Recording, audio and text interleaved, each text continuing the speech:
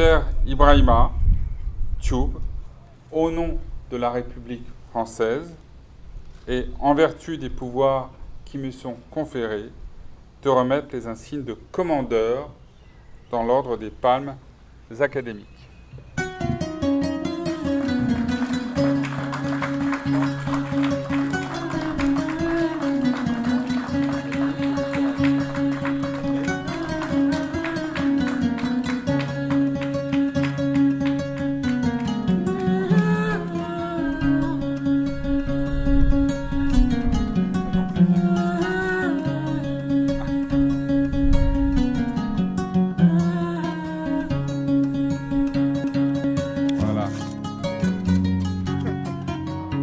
Voilà.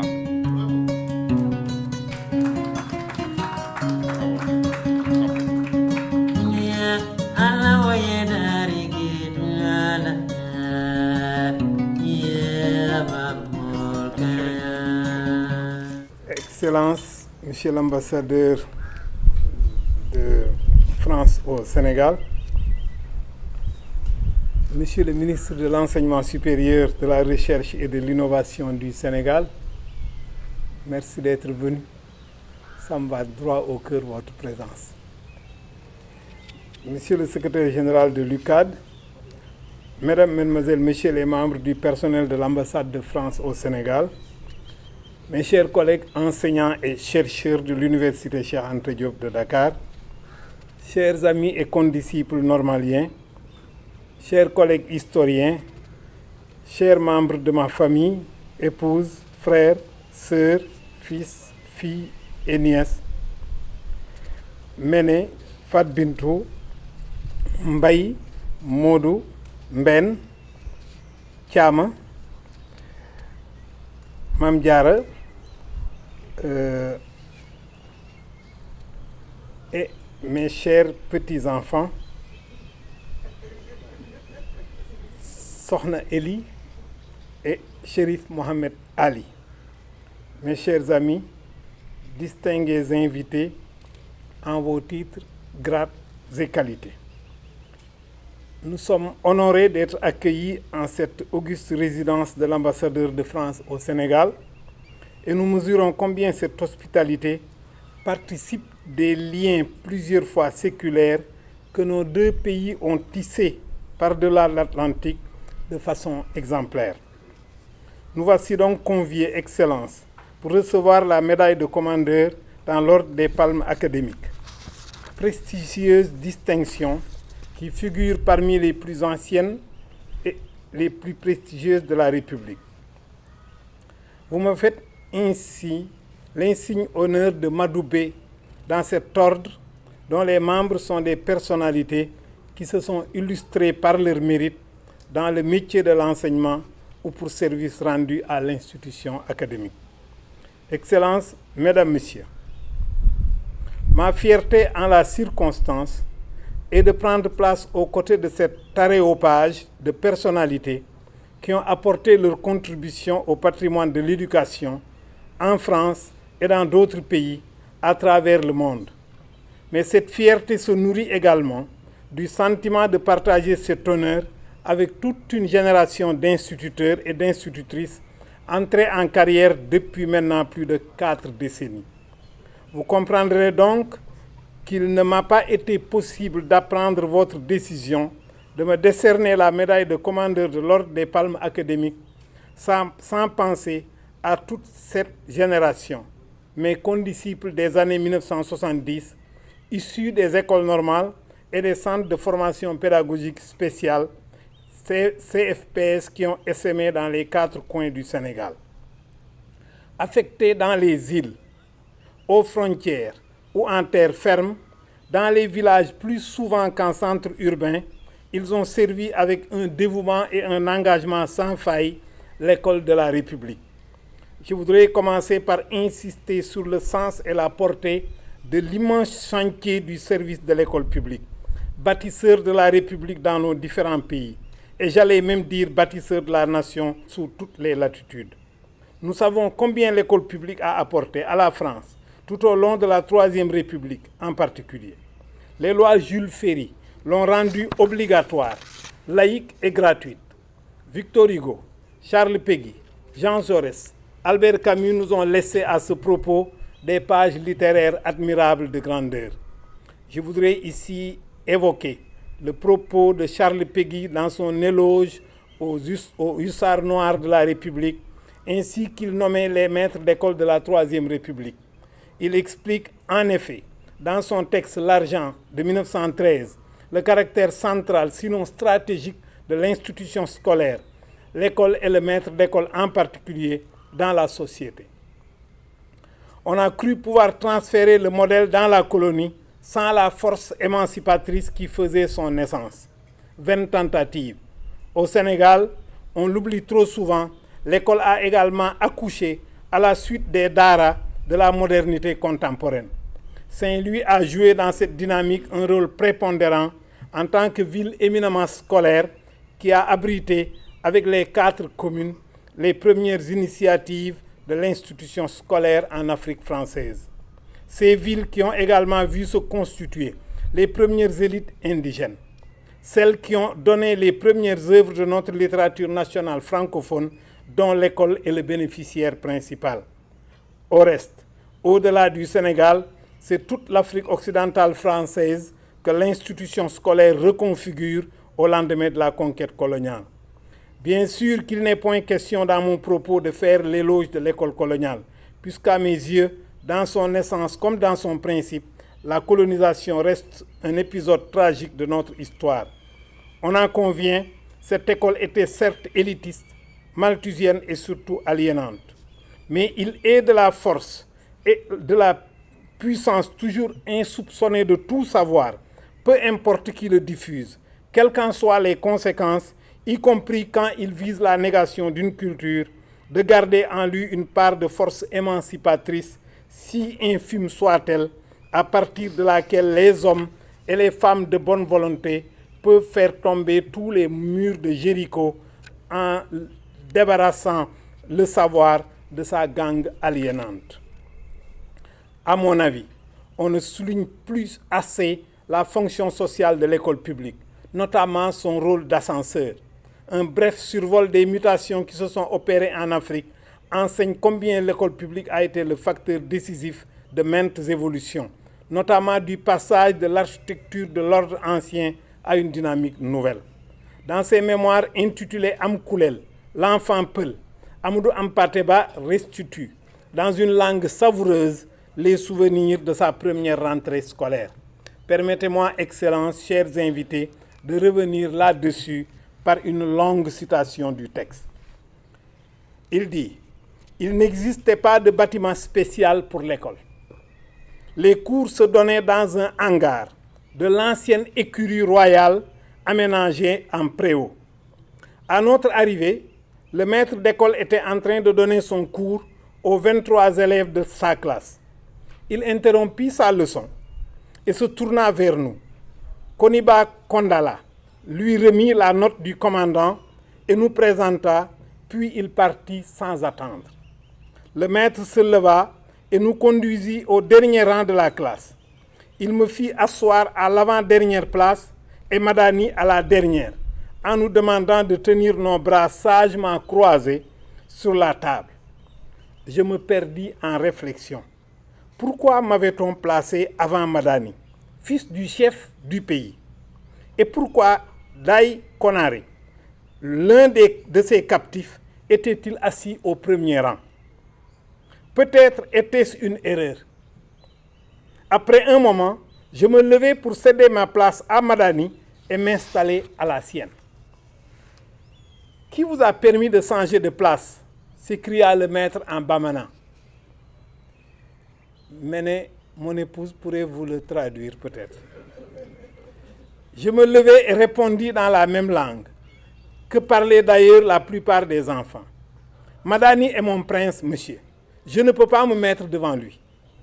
Ici, c'est moi qui désigne les places. On ne les choisit pas. Tu entends? J'entends, monsieur. Reprenez les places que je vous ai données. Ici, il n'y a ni prince ni sujet. Il faut laisser tout cela chez vous, derrière la rivière. Ces paroles me marquèrent profondément.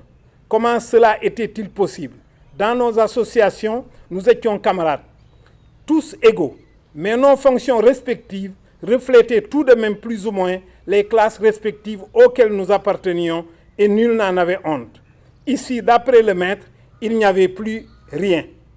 J'essayais d'imaginer un monde où il n'y aurait plus ni roi, ni sujet, donc plus de commandement, plus de caste d'artisans et de griots, enfin, plus aucune différence d'aucune sorte. Je n'y arrivais pas. Cette scène de la première rentrée scolaire que nous venons de lire se situe à Bandiagara, en pays Dogon. L'école coranique reste encore en vigueur et les garçons, tels Amadou Ampateba, ont fini de mémoriser le livre saint au moment où ils entrent en classe préparatoire de l'école française. Ce n'est pas mon cas, mais j'étais déjà allé jusqu'à Yassine. C'est un des sourates du Coran.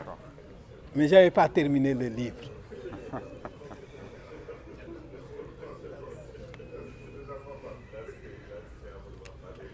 C'est ici le lieu de souligner la continuité, à tout le moins pédagogique, entre le maître d'école française et le maître coranique des Dara, ainsi que l'illustre le cursus honorum d'Amadou Ampateba et de celui de Samba Diallo dans l'aventure ambiguë de Cheikh Hamidou Kane.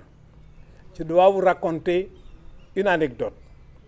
Mon premier jour de classe, quand je suis rentré, mon oncle, chez qui j'avais été confié, me demanda qu'est-ce qui s'était passé à l'école.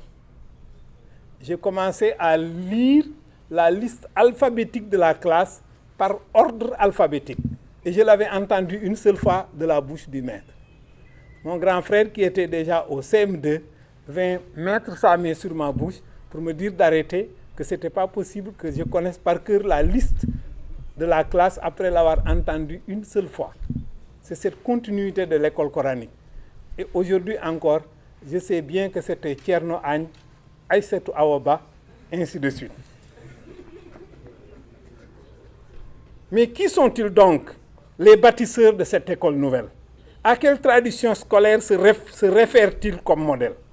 Nous reprenons à notre compte le point de vue de Peggy et soutenons que si l'architecture des sociétés africaines a été bouleversée dans son fond au lendemain de l'imposition de l'ordre colonial par la conquête militaire, l'école se révéla par la suite un instrument efficace de la conquête morale, selon la terminologie de Georges Hardy. En effet, de l'école des otages aux écoles urbaines et rurales, en passant par celle des fils de chefs et autres écoles régionales et fédérales, l'institution scolaire est restée l'une des pierres angulaires des transformations sociales au Sénégal et dans le reste de l'AOF. Permettez-moi dans cette éloge à l'instituteur et à l'institutrice de rappeler des portraits de normaliens qui illustrent la galerie des nations africaines postcoloniales. Nous voudrions, à titre d'exemple, évoquer ces illustres écrivains, femmes et hommes de lettres africains, anciens instituteurs et institutrices, ayant largement contribué à l'émergence et à la reconnaissance de la littérature africaine d'expression française. Paul Azumé du Dahomey, Ousmane Sosé Diop du Sénégal, Abdoulaye Sadji du Sénégal, Bernard Dadier de Côte d'Ivoire, Nazi Boni de Haute-Volta, Mariama Ba, l'auteur de Une si longue lettre. De grands noms du théâtre africain et des dramaturges sont également issus de l'école normale. Abdoulaye Douta Seck, Fodeba Keïta, Amadou Cissé Dia.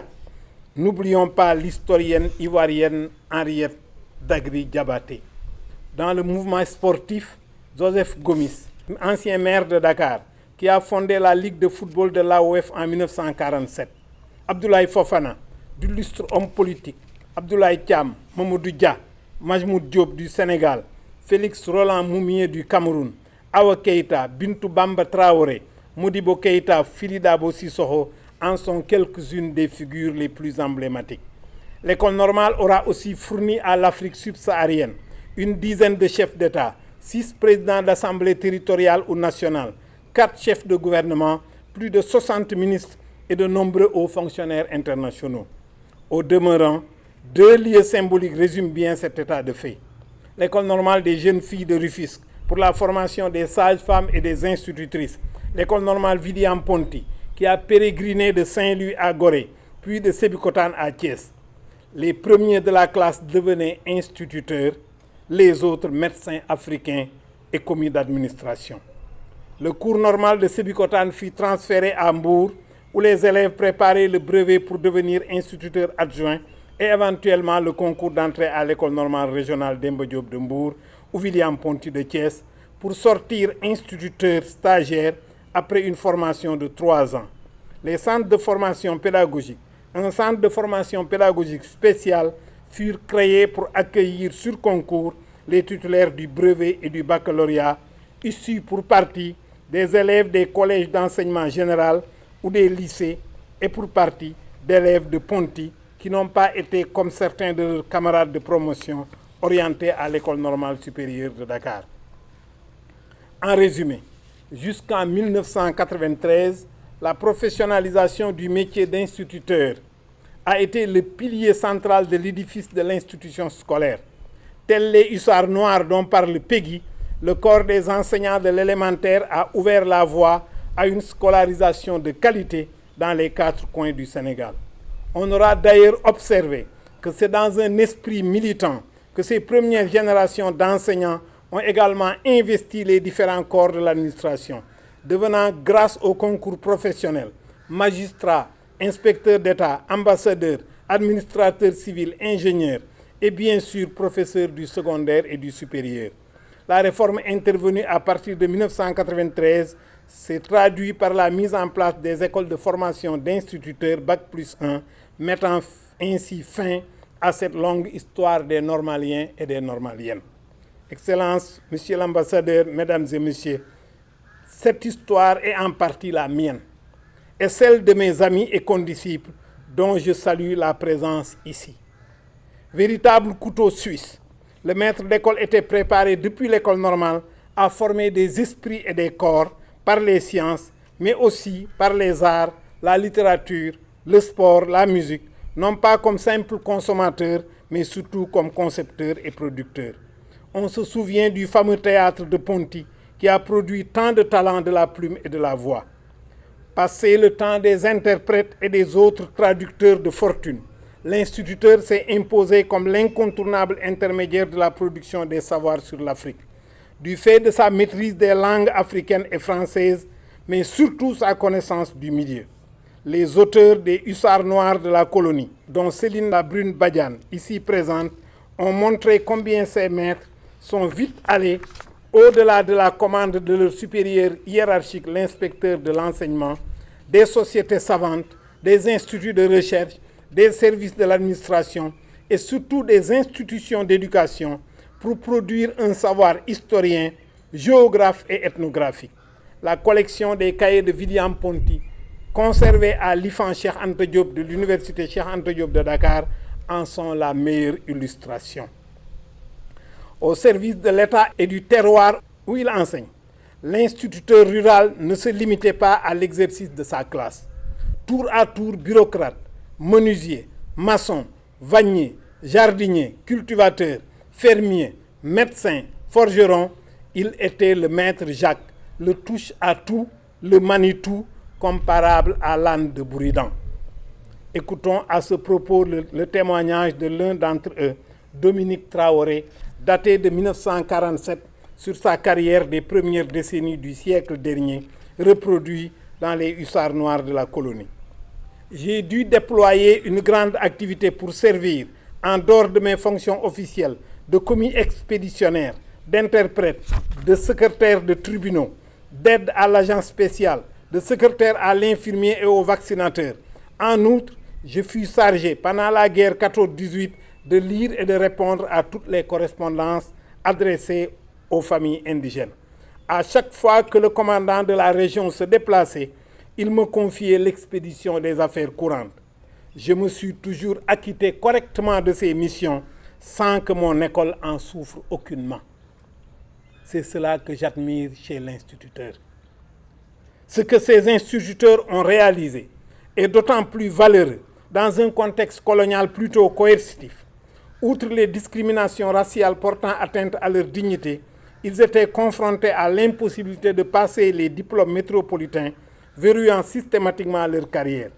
Mais ayant vite compris combien il était nécessaire de contrer la politique de l'administration, visant à anesthésier la fonction émancipatrice de l'école, ils se sont investis corps et âme dans leur métier, en contournant astucieusement toutes les entraves imaginées par une administration coloniale tétanisée par la force émancipatrice du savoir scolaire, même quand il est enseigné à une infime minorité de la population. Les générations qui ont suivi le sillon ainsi tracé, ont été nos maîtres à nous. Et il me plaît en cette belle occasion de leur rendre un vibrant et déférent hommage. Je vous dis, chers maîtres, merci d'avoir fait de nous, enfants de paysans, ce que nous sommes devenus par la magie de l'école de la République. Cette école qui, au-delà de gommer les hiérarchies sociales, a contribué fortement à réduire l'impact des inégalités sociales. Pourtant, cela se faisait avec de simples moyens. La mixité sociale était une de ces réalités. L'enfant du député et celui du pêcheur partageaient la même classe et souvent même le même table-banc. Si ajouter l'uniforme scolaire gratuit, la fameuse tenue kaki, la distribution de lait, la vaccination et les soins sanitaires gratuits.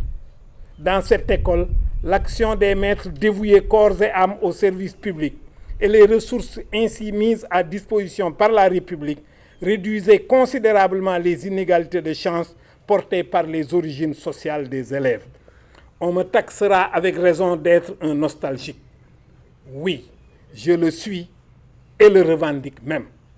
Je le suis d'autant plus que je ne vois plus dans les rues des villes et villages du pays, en fin de journée, ces enfants aux bras lourdement chargés de cahiers, aux couleurs chatoyantes, cheminant vers la maison du maître, qui passait sa soirée à la correction des devoirs de la journée ou à faire des modèles de lettres de la leçon d'écriture du lendemain avec des pleins et des déliés. Oui, je suis bien nostalgique de ce temps-là, car ma conviction reste forte qu'enseigner est plus qu'un sacerdoce, plus qu'un contrat mercantile entre l'État, l'enseignant et les parents, encore moins les élèves. Il s'y ajoute que cette histoire est en partie la mienne. Diplômé de l'école normale régionale Demba Diop de Mbour en 1976, après 4 années de formation, j'embrasse cette carrière d'instituteur qui est toujours restée la mienne. De l'élémentaire au supérieur, en passant par le moyen secondaire. Instituteur un jour, instituteur pour toujours, a-t-on coutume de dire. Le recteur que je suis devenu se plaît souvent à répéter à ses collègues que son véritable métier est celui d'instituteur. Ce passage à l'élémentaire m'a formaté à tout point de vue, notamment par l'influence exercée par mes formateurs à l'école normale Demba Diop de Mbour, à travers leur manière d'être, de voir, la révérence pour le savoir, la distinction et l'élégance morale et physique, la dignité du comportement. L'instituteur est un modèle et doit être digne d'un modèle, avait-il coutume de nous dire, et se comporter comme tel, joignant l'acte à la parole. Ceux que l'on désigne sous l'appellation d'instituteurs-institutrices ont en charge, rappelons-le, de jeter les bases de l'éducation dans les premières années de la scolarité. Nous pensons tout particulièrement aux normaliens et normaliennes de l'époque, mais aussi à leurs prédécesseurs qui se dévouaient au métier avec abnégation. Incontestablement, cette catégorie est trop étroite pour couvrir d'une manière précise toutes les nuances qui distinguent aujourd'hui les acteurs créés en main, intervenant au cycle élémentaire du système éducatif sénégalais. Aussi, préférerons-nous appeler tous les enseignants à s'approprier l'esprit normalien. Il importe de redécouvrir et de réhabiliter ce patrimoine national sous la forme d'un musée de l'instituteur à édifier sur le site de l'ancienne école normale de Sébikotane, dont le bâtiment tombe ruine chaque jour un peu plus.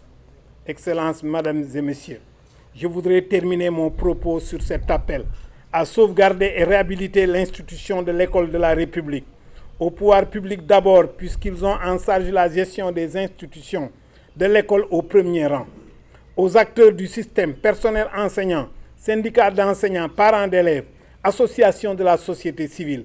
Ça fait partie de vos devoirs. Cette entreprise de restauration ne sera efficiente et pérenne que si nous acceptons qu'elle commence par les esprits. L'esprit des gouvernants, l'esprit des maîtres d'école, l'esprit des parents d'élèves, donc dans dans l'attitude civique et la formation professionnelle.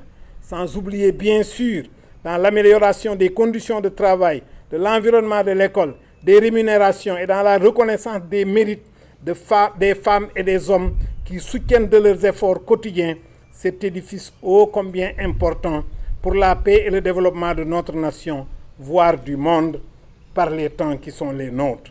L'engagement et la vertu du maître, comme toutes les études en conviennent, pèsent plus que tout autre facteur sur la réussite de ses élèves. Excellence, Monsieur l'ambassadeur de France au Sénégal, souffrez que je revienne à nouveau au sujet de votre magnanimité pour avoir, durant votre magistère, parcouru les pays, les daras et les écoles, les lieux de savoir et les universités, dans l'humilité d'un émissaire de la République, attentif aux devoirs de cette nation, le Sénégal, au devenir de cette nation, le Sénégal, encourageant ainsi un de ses fils et l'élevant à la dignité de commandeur dans l'ordre des palmes académiques. Cette distinction, je la dédie à l'œuvre collective à laquelle je contribue avec mes collègues, enseignants et chercheurs de toutes les facultés, instituts et écoles, les personnels administratifs, techniques et de service et les étudiants de l'université Cheikh Anta Diop de Dakar. L'œuvre que vous avez bien voulu distinguer porte ma signature singulière, mais elle est assurément collective. Soyez-en vivement remerciés. Nous vous prions de bien vouloir transmettre aux plus hautes autorités de la République française nos sincères remerciements. Mesdames, Messieurs, Excellences, Monsieur le ministre, Monsieur l'ambassadeur, chers amis, parents et condisciples, soyez également remerciés de votre présence qui m'est allée droit au cœur et de votre très aimable attention. Bravo, voilà un superbe éloge du métier d'instituteur. Voilà, votre institution.